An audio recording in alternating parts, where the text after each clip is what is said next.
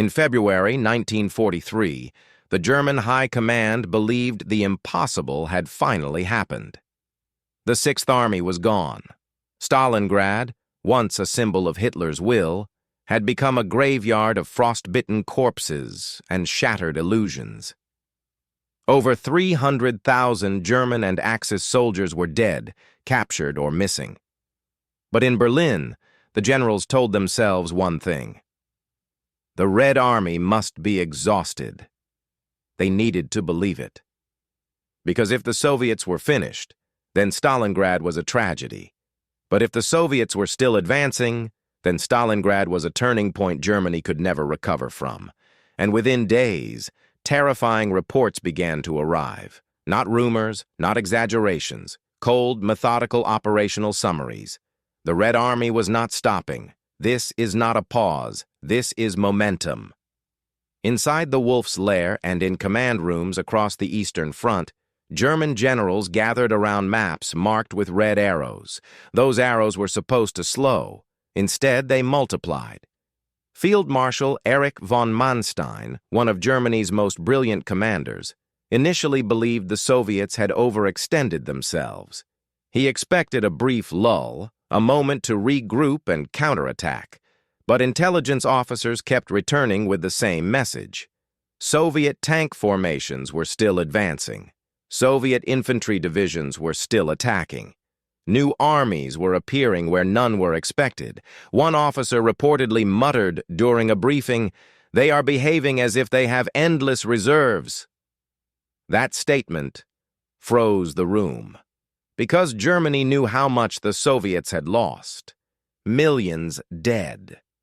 Entire cities destroyed, factories evacuated east. By every Western military calculation, the Red Army should have been broken. But reality no longer followed German logic. The moment doubt entered the High Command. General Kurt Zeitzler, chief of the Army General Staff, stared at the reports in disbelief. The Soviets were not only advancing, they were advancing on multiple fronts. Kharkov, the Don Basin, the Caucasus approaches. German defensive lines were collapsing faster than replacements could arrive. Zeitzler reportedly told colleagues, "We assumed Stalingrad would be the end of their offensive capability. We were wrong." That single sentence marked a shift. Up until Stalingrad, Germany believed defeat was temporary, that losses could be recovered through superior planning and discipline. After Stalingrad, a new fear emerged. What if the Red Army had learned how to fight a modern war? They have changed. German generals began noticing something deeply unsettling. The Red Army of 1943 was not the Red Army of 1941. It no longer attacked blindly. It coordinated artillery, armor, and infantry.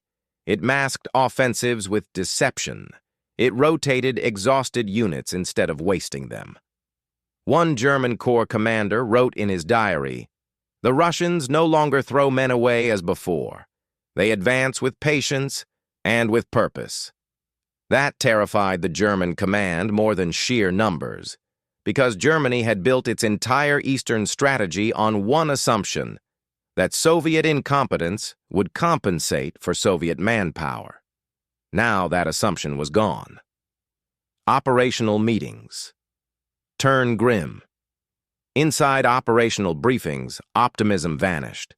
Maps once filled with ambitious arrows toward Moscow were replaced by defensive lines, then fallback positions, then emergency withdrawals.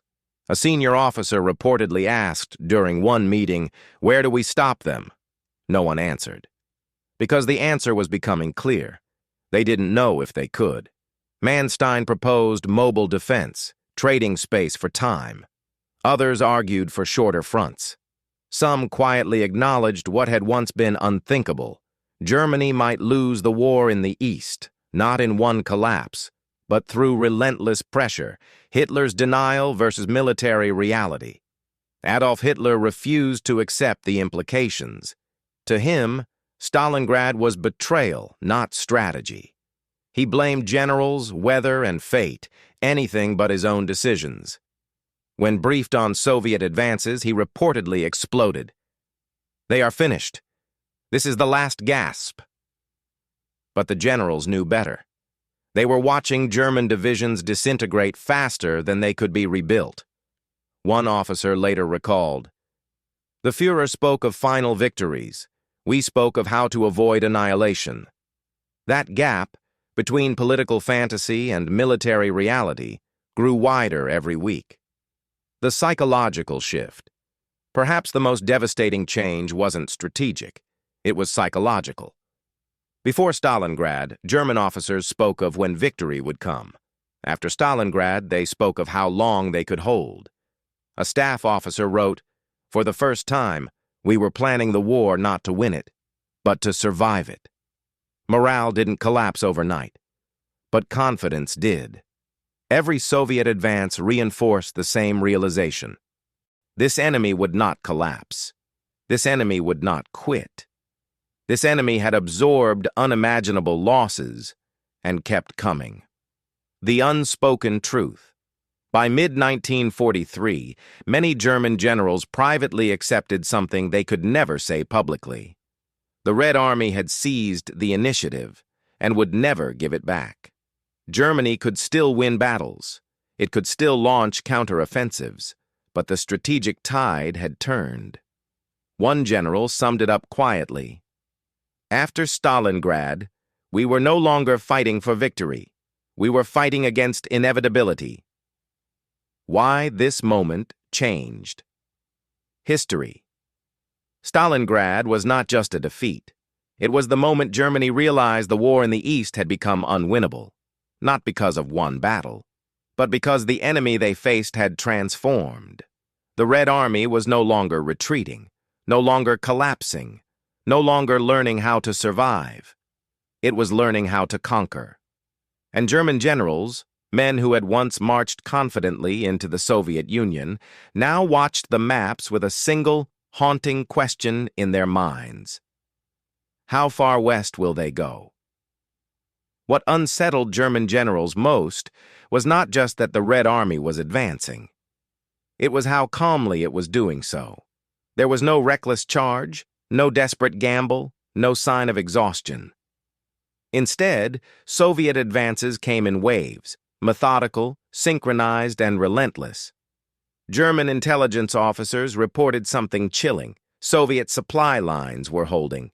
Fuel was reaching the front. Ammunition stocks were increasing, not shrinking.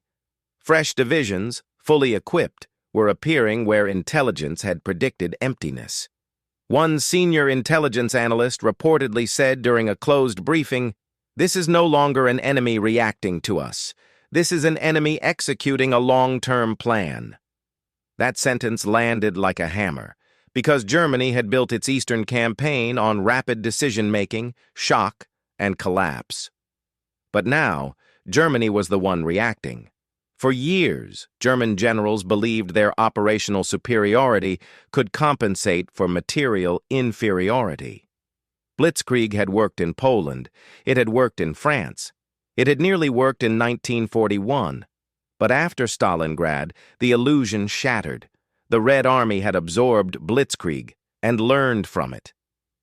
German panzer commanders noticed Soviet units refusing encirclement, slipping away under cover of artillery, then reappearing days later on another axis.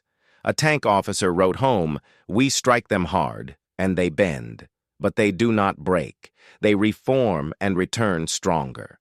This was a nightmare scenario for the Wehrmacht, a war without decisive collapse, a war of attrition, a war Germany could not afford. In public, German radio broadcasts spoke of elastic defense and temporary withdrawals. In private, generals stared at maps that grew more red every week. Front lines shortened, but not by design. Strong points became weak points. Reserves vanished.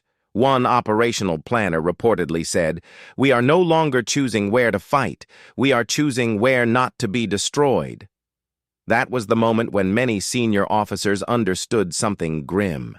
Even brilliant tactics could not overcome strategic exhaustion. Germany was bleeding faster than it could heal. By late spring 1943, German generals began quietly discussing scenarios once considered treasonous to even imagine. What if Army Group Center collapsed? What if the Southern Front gave way entirely?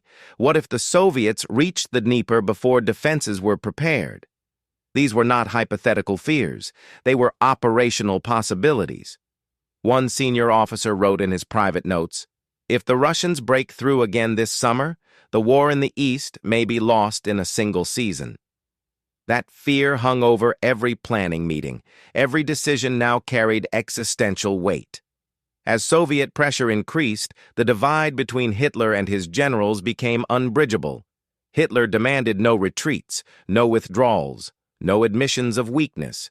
The generals demanded flexibility, space for maneuver, realistic assessments. One general later recalled, "We spoke the language of logistics and terrain. He spoke the language of ideology." That disconnect proved fatal, because ideology cannot stop tanks, and belief cannot replace fuel. Stalingrad was not just a defeat. It was the moment Germany realized the war in the East had become unwinnable, not because of one battle, but because the enemy they faced had transformed. The Red Army was no longer retreating, no longer collapsing, no longer learning how to survive. It was learning how to conquer. And German generals, men who had once marched confidently into the Soviet Union, now watched the maps with a single haunting question in their minds. History often remembers Stalingrad as a battlefield. But for the German High Command, it was something far worse, a moment of awakening, an awakening that came too late.